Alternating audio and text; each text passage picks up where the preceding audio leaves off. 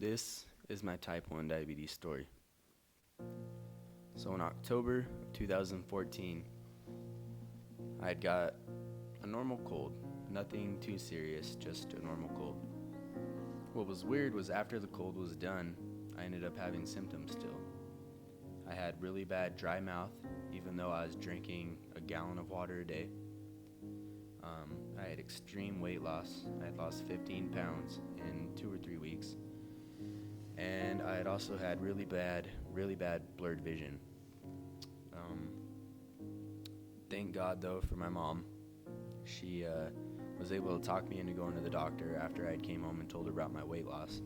She said that's not normal to lose that much weight in that short of a time. So finally we went to the doctor, had some blood drawn. But I still at that point I didn't think it was too serious. I thought maybe I had a virus, maybe something like that. We ended up going and eating, going to the mall. Then we were actually at the eye doctor, and I got a call from the other doctor. And he asked for my permission to talk to my mom, which I thought was weird. So I said yes and gave the phone to my mom, and she walked out.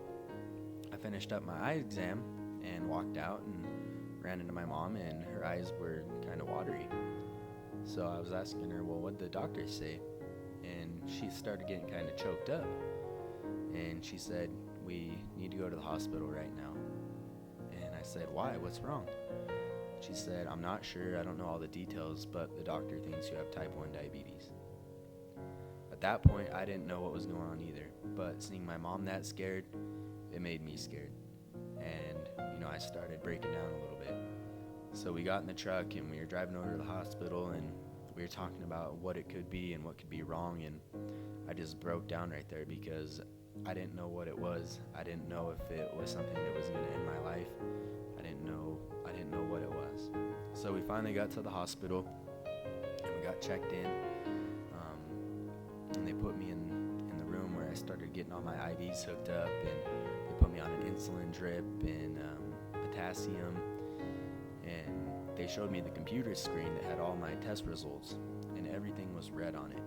Everything, I don't know, for my blood sugar, which was 888, everything down the line was just red, which that freaked me out even more. But luckily at this point, I was still staying pretty calm. They ended up coming in saying that they're going to have to take me to ICU, and I was going to have to stay overnight. They told me they were pretty sure I had type 1 diabetes, but they wanted to run more tests just to be sure. So they ended up taking me to ICU. I got to ICU at about 6 or 7 at night, and I was in ICU till about 8 that next morning. And throughout that whole night, they pricked my finger every hour to get my blood, and then every 4 hours they drew my blood to run tests. I was in the hospital 3 days after that, being monitored and checked over, and basically trying to learn how we were going to go home and deal with all this new stuff. So it was definitely a scary experience. There was things I went through in the hospital, changes in my body that I didn't know what was going on, so it definitely freaked me out. But I was able to, keep it pretty cool in the hospital. I learned a little bit about it, enough that I felt comfortable to go home. So it was actually on October 31st, on Halloween of 2014, I was able to go home. So that's kind of my story of how I ended up getting type 1 diabetes and how it went for me. So I want to be posting more videos here within the next week or two about, just more things with type 1 diabetes.